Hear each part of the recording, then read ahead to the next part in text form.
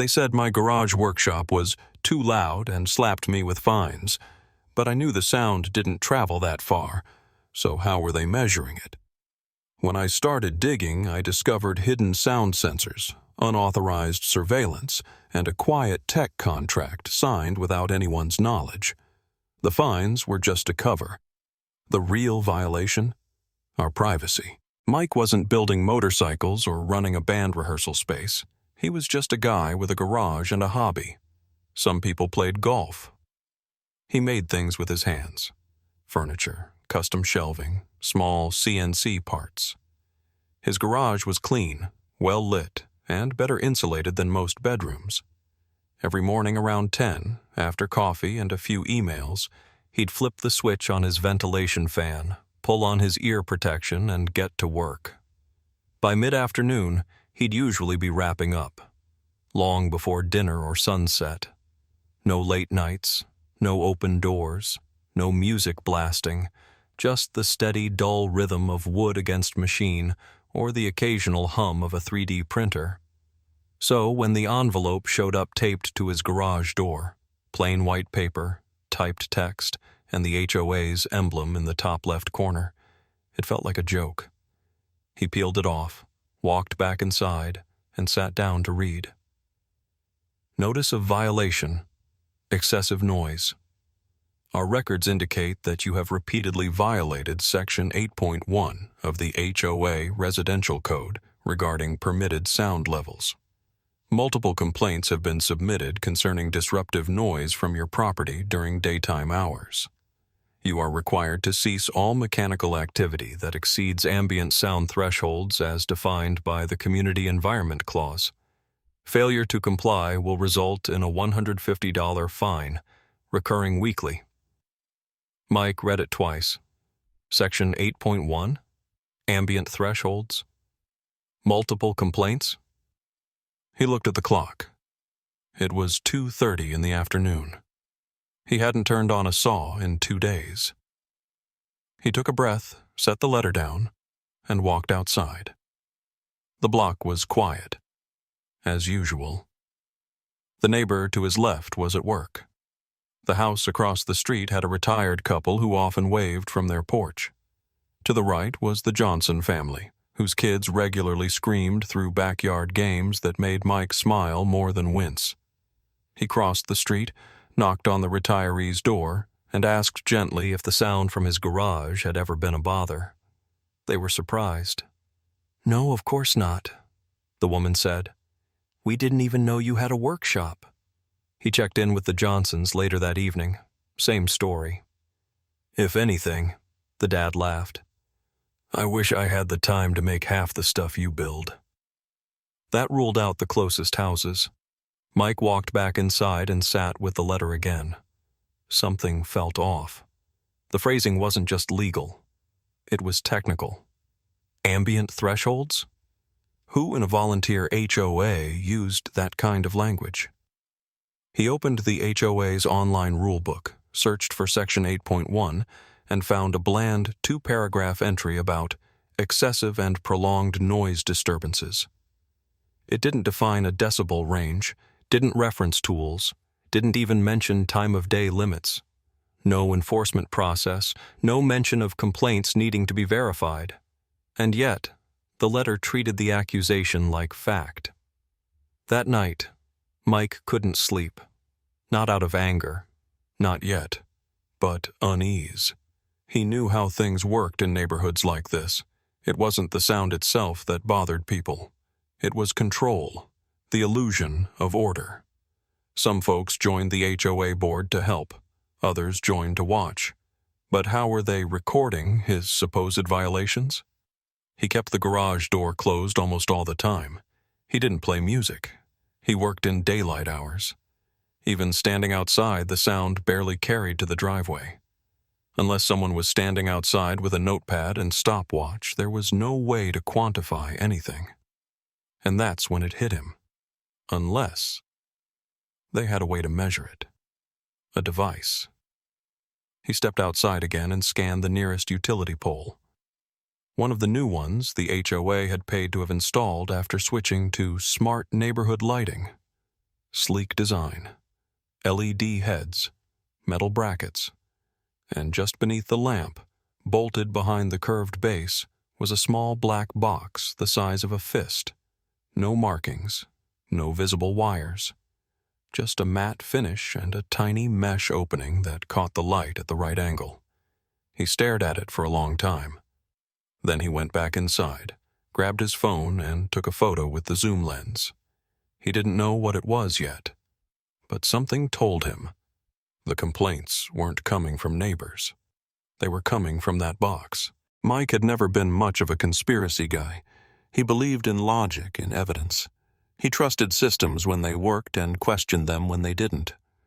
But now, standing in his driveway at dusk, staring up at that silent little black box, he felt a different kind of instinct kick in. Something closer to suspicion than curiosity. He zoomed in on the photo he'd taken. The device was tucked just under the housing of the new streetlight, not quite hidden, but definitely meant to be overlooked. It wasn't wired to the pole's power lines.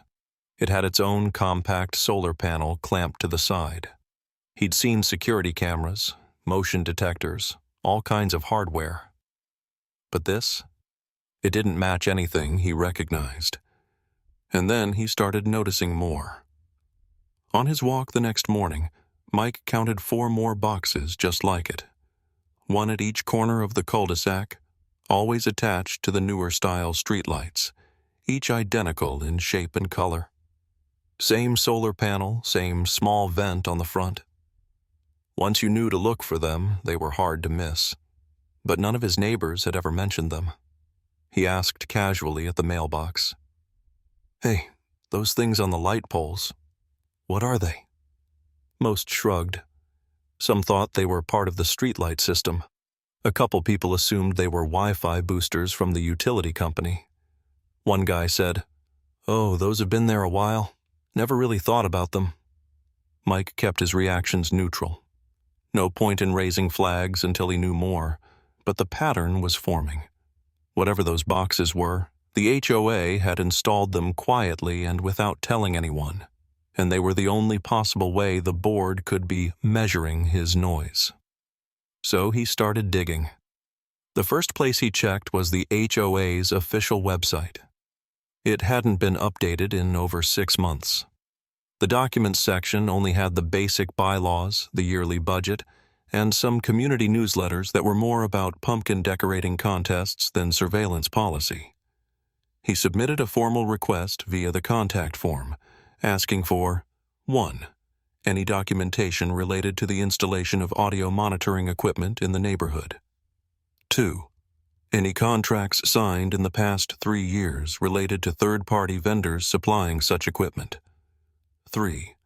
A full explanation of how noise violations are measured and recorded. He received a reply 2 days later from the HOA secretary. Polite, overly formal, and incredibly evasive. "Dear Mr. Whitaker, thank you for your inquiry.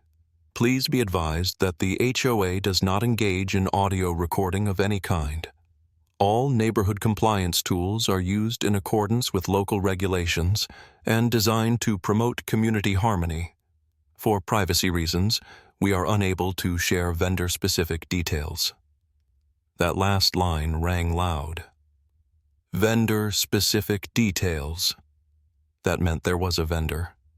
Mike forwarded the email to himself, saved it, and went looking for other channels. He pulled up the public permit filings for the neighborhood. Nothing. He searched the city's utility installation approvals. Still nothing. Then he tried a trick he'd used in college during a research internship. Look for purchase orders, not permits. HOAs were nonprofits, and depending on state law, their budgets could be considered public records, especially if their spending affected shared infrastructure, like lighting or sidewalks. So Mike requested a line-item breakdown of the last 2 fiscal years' expenditures, citing his right as a dues-paying member. The file he received looked ordinary at first: landscaping contracts, seasonal lighting decor, pressure washing fees, until one line jumped out at him. Smart Zone Environmental Solutions, Phase 1, monitoring system, $13,450. No description, no explanation, just a name and a chunk of money. He searched for the company. Smart Zone Environmental Solutions was a low-profile startup registered just 2 towns over. Their website was bare bones, with vague language about environmental sensors and community-level behavioral analytics. No product photos, no listed clients. But buried deep in their About section, Mike found a single paragraph that made his blood run cold. Smart Zone's proprietary microarray devices capture and process audio fluctuations in real time to assess neighborhood activity levels and identify patterns that deviate from defined thresholds of behavior. He read it again. Capture and process audio fluctuations. They weren't just measuring noise, they were listening. He double-checked the company's business registry. The CEO was a man named Connor D. Steen, the same last name as Jacob Steen, the HOA president. A cousin, or brother, maybe a nephew. Mike didn't care. The connection was enough. This wasn't about his workshop. This wasn't about noise. This was a quiet rollout of surveillance tech under the false pretense of compliance. A family-run contract funneled into the neighborhood budget, hidden in a one-line entry, and backed by fake complaints generated from secret microphones. Mike sat at his desk, staring at the file folder he had started. HOA letters, photos of the devices, budget screenshots, business records. He named it Soundtrap, and he wasn't done yet. Mike knew he was on to something bigger than a petty HOA fine. The deeper he dug, the clearer it became. This wasn't just about him, and it wasn't just about noise. It was about power, quiet, invisible, and deliberate. Someone had installed surveillance technology across the neighborhood without consent, hidden behind the language of community harmony, and backed it with threats and fake violations. But suspicions weren't enough. He needed proof, undeniable, technical, verifiable. He reached out to an old contact from his days at the university's engineering lab, a guy named Ty Ramirez, who now worked in audio signal processing and had a habit of breaking down complex systems just to see how they ticked. Mike sent him the photo of the black box on the streetlight and a few screenshots from the Smart Zone website. Ty called him back the next day, low and serious. "Those aren't just sound meters," he said. "They're wide-range ambient monitors. Real-time processing, multiband. That vent on the front? That's a directional mic array, probably with far-field pickup. It can isolate specific frequencies and patterns, voices, machines, even detect when your garage door opens." Mike felt a cold knot form in his chest. "Can they record?" he asked. Ty paused. "Technically, they're not supposed to, but it depends on the firmware. If they're logging data to a local cache or a network hub, yeah, they can record or stream." So they weren't just listening.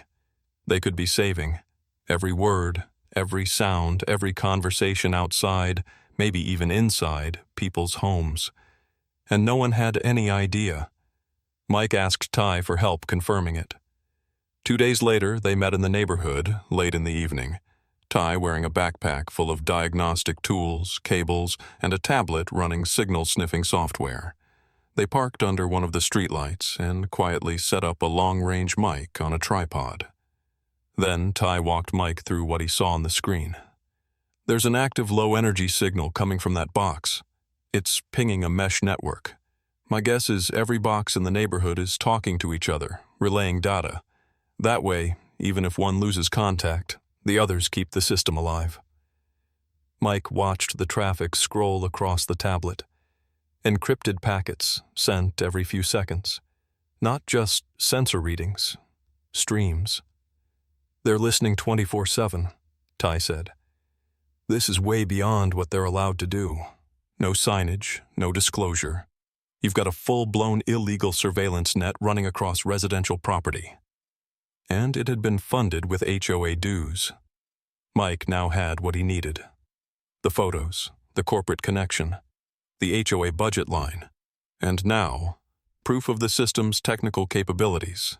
Enough to show anyone, a lawyer, a journalist, even a city official, that something illegal was happening behind closed doors. But he wanted to make one thing absolutely clear before going public. He returned to the HOA website and found the board meeting schedule. The next meeting was 5 days away at the community clubhouse. Normally, only a handful of residents showed up. Most didn't care. They trusted the board to keep the grass trimmed and the sidewalks power washed. Mike planned to change that. He spent those 5 days quietly knocking on doors, not campaigning, just informing. He showed neighbors the photos, explained the monitoring, handed out one-page summaries of how SmartZone worked and what it meant for their privacy. The responses ranged from stunned silence to immediate outrage. Some of the older residents were horrified. One woman clutched the paper like it was a notice of eviction and whispered, "I sit on my porch every night. They've been listening to me." Mike didn't dramatize it. He didn't have to. The facts were dramatic enough. When the night of the meeting arrived, the clubhouse was packed. More residents than the board had ever seen in one place. Folding chairs had to be brought in. The usual procedural greetings were cut short. People weren't there for budget updates or landscaping schedules. They were there for answers. Mike waited until the open comment period and walked to the front of the room. He carried a folder, calm and steady, and laid out what he'd found, step by step. The noise complaint, the discovery of the sensors, the SmartZone contract, the connection to Jacob Steen, the proof of real-time audio monitoring, the violation of resident privacy, funded by the people in that room. By the time he was done, the room was dead quiet. Then, from the back, "Are they recording my kids in the yard?" And another, "Who approved this? Who gave them the right?" The board stuttered. Jacob Steen, red-faced, claimed it was all in line with modern safety standards, a pilot program, and that no personally identifiable information was collected. But the crowd wasn't buying it. They'd heard the evidence. They saw the signal logs. They knew it wasn't about safety. It was about control and profit. Mike stepped back, folded his arms, and said nothing more. He didn't have to. The pressure was building, and the board was cracking. The room didn't calm down after Mike sat down. It only got louder. Residents who had never spoken at meetings were now raising their voices. The quiet retirees from the north side, the young parents from the duplexes, even the usually indifferent landlords. All of them suddenly had something to say, and none of it was in the HOA's favor. Jacob Steen tried to keep control of the meeting, calling for civility and urging everyone to stay on topic. But the topic was the problem. The surveillance system, the hidden devices, the lack of disclosure, the misuse of community funds, the connection to his cousin's startup. One woman, a former teacher, stood and read directly from the HOA charter, the section requiring resident approval for any technological infrastructure project affecting private property or public use zones. No such approval had ever been voted on. No notices had been sent. No open meetings had discussed SmartZone. Another man, a software engineer, pulled out his laptop and mirrored his screen to the community projector. He had analyzed the signal packets Ty had logged. They weren't just short bursts of data. They were full transmissions, consistent with compressed audio. If that wasn't recording, it was the next worst thing. Jacob tried to play semantics. He claimed the HOA had only authorized ambient-level noise sampling for code enforcement. He insisted it wasn't surveillance. Mike stood up again. "Then why is the system registered to a private business owned by your cousin?" Jacob had no answer. Another resident, an older gentleman named Mr. Carver, asked the question that finally broke the room wide open. "How many of these violations were generated by this system, and how much money have you collected in fines since it was installed?" That was it. People wanted numbers, names, transparency, and Staten, who had operated unchallenged for years, suddenly looked like a man realizing he was standing on a trap door. Mike stepped forward one last time. He didn't raise his voice. He didn't need to. The crowd was already on his side. "I didn't come here to cause a scene," he said, "but I also didn't build my garage workshop just to be told that invisible rules, enforced by invisible machines, can fine me without a neighbor saying a word. This isn't about noise. It's about trust, and it's gone." Applause followed. Not thunderous, but solid, steady, and it grew as others stood and echoed his call, not just to shut down the system, but to remove the people who put it there. The board didn't adjourn the meeting. It fell apart. Half the members left early. Jacob tried to shout something over the crowd, but gave up and walked out the side door, avoiding questions. Within 2 days, a petition circulated calling for an emergency vote of no confidence in the HOA board. Within 5, over half the residents had signed it. Jacob Steen resigned the next morning. No statement, no apology, just a line in an HOA bulletin emailed out to the community. Due to personal circumstances, Jacob Steen has stepped down as board president, effective immediately. The Smart Zone devices were disabled that same week. Mike and Ty helped residents identify and remove each unit. One had been installed directly across from a children's playground, another behind the community pool, all without disclosure, all under the justification of noise enforcement. A special meeting was held to elect a temporary board. Residents showed up in record numbers. For the first time, the people in charge were not just volunteers who happened to have time. They were people who had watched, listened, and finally stood up. Mike declined to run. He wasn't interested in power. He just wanted his peace back. The fines against him were formally dismissed.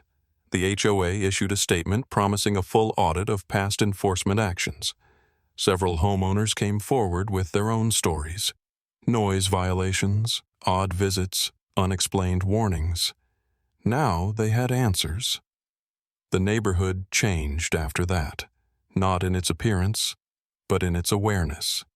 No one looked at the light poles the same way again. But more importantly, no one assumed silence meant everything was fine. Mike went back to working in his garage. Same hours, same tools, same quiet satisfaction of building something with his hands.